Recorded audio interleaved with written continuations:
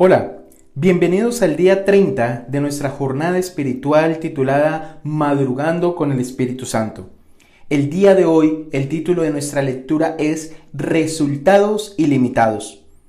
De cierto os digo, el que en mí cree, las obras que yo hago, él las hará también, y aún mayores hará, porque yo voy al Padre. Juan 14:12. En las dos últimas jornadas de estudio aprendimos que nuestra responsabilidad como cristianos es conocer, ser y hacer. Cuando obramos de acuerdo con la orientación de Cristo, entonces el mismo poder que descendió sobre los discípulos en el Pentecostés vendrá también sobre nosotros. Veremos la gloria de Dios como nunca la vimos antes. Alcanzaremos resultados ilimitados. Milagros y prodigios serán vistos en todas partes y el mundo será iluminado con la gloria del Señor Jesús. El mensaje, obras mayores hará, garantiza que estamos en las manos de aquel que tiene todo el poder en los cielos y en la tierra. Hechos 2, una pequeña muestra. Vamos a tomar la palabra de Dios y leer en espíritu de oración y búsqueda del Espíritu Santo, Hechos capítulo 2. Dejemos que el propio Espíritu nos diga lo que ocurrió en aquella época e intentemos recordar la promesa que Cristo nos hizo. Lo que sigue después es un verdadero festival de milagros y prodigios nunca antes vistos. Los apóstoles, Pedro y Juan, decían: míranos, no tengo plata ni oro, pero lo que tengo te doy. En el nombre de Jesucristo de Nazaret, levántate y anda. Hechos 3:6. Note el discurso valiente y determinado de Pedro.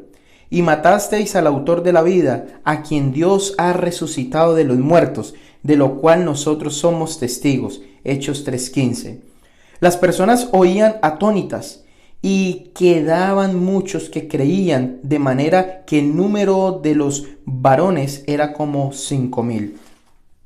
Pedro y Juan fueron presos, pero los acusadores quedaron sin palabras, siendo obligados a soltarlos. Más tarde, los apóstoles nuevamente fueron tomados presos, pero la iglesia se unió en oración y los ángeles vinieron para liberarlos. Esteban fue lleno del Espíritu Santo, testificando inclusive en la hora de su muerte. El mundo civilizado de entonces vio como nunca la gloria y el poder de Dios. Por todas partes fue escuchado el mensaje del Evangelio, según la estrategia del Espíritu Santo. Hasta los judíos, enemigos y envidiosos de la ciudad de Tesalónica, tuvieron que reconocer: estos que trastornan el mundo entero también han venido aquí. Escribiendo a los romanos, el apóstol Pablo afirma: vuestra fe se divulga en todo el mundo. Esta promesa de Cristo estaba destinada a la iglesia primitiva, pero también llega a la iglesia de nuestros días. Él mismo lo anunció: de cierto os digo, el que en mí cree, las obras que yo hago, él las hará también, y aún mayores hará, porque yo voy al Padre. Juan 14:12. Los discípulos sabían muy bien que en sí mismos ellos eran completamente incapaces de realizar algo de esto, pero él les empezó a hablar de la venida del Paracleto, que los capacitaría y transformaría en testigos eficaces. Las obras mayores de las que él habló continúan siendo obras de él, no ya realizadas por su presencia visible entre ellos, sino por el Espíritu dentro de ellos. Pocos meses después, los discípulos fueron testigos de la veracidad de aquella profecía del Maestro. Vino la lluvia temprana y fueron maravillosos los resultados. Aquella lluvia inicial del Espíritu prenunciaba la lluvia tardía que será derramada para que madure la siembra de la tierra un poco antes de la segunda venida de Cristo. La misma promesa hoy. White expresa un mensaje claro para nuestros días. A nosotros hoy, tan ciertamente como a los primeros discípulos, nos pertenece la promesa del Espíritu. Dios dotará hoy a hombres y mujeres del poder de lo alto, como dotó a los que en el día del Pentecostés oyeron la palabra de salvación. En este mismo momento, su Espíritu y su gracia son para todos los que los necesitan y quieran aceptar su palabra al pie de la letra. Así como Cristo visitó a su pueblo por medio del don del Espíritu Santo y el mundo fue iluminado con la luz del Evangelio, hoy también anhela que lo mismo suceda con nosotros. Dios desea refrigerar a su pueblo con el don del Espíritu Santo, bautizándolo nuevamente en su amor. No es necesario que haya escasez del Espíritu en la iglesia. De aquellos que son santificados por la verdad, fluirá hacia el futuro una santa influencia. La tierra ha de ser circuida con una atmósfera de gracia. El Espíritu Santo ha de obrar en los corazones humanos, tomando las cosas de Dios y manifestándolas a los hombres. Resultados ilimitados. Aquel que nunca falla dice: así será mi palabra que sale de mi boca, no volverá a mí vacía, sino que hará lo que yo quiero y será prosperada en aquello para que me la envíe. Isaías 55:11. Debemos colocarnos en una posición en la que el Espíritu Santo pueda usarnos. Lo demás Él lo realizará, porque su palabra lo dice. En Dios haremos proezas, y Él hollará a nuestros enemigos. Salmo 60:12. Él hace cosas grandes e inescrutables y maravillas sin número. Job 5:9. Clama a mí y yo te responderé, y te enseñaré cosas grandes y ocultas que tú no sabes. Jeremías 33:3. Detente un momento y habla con Dios en oración acerca de estas maravillas que Él nos acaba de revelar. Pidamos juntos que nos dé esa visión estratégica en el ámbito espiritual, material y misionero.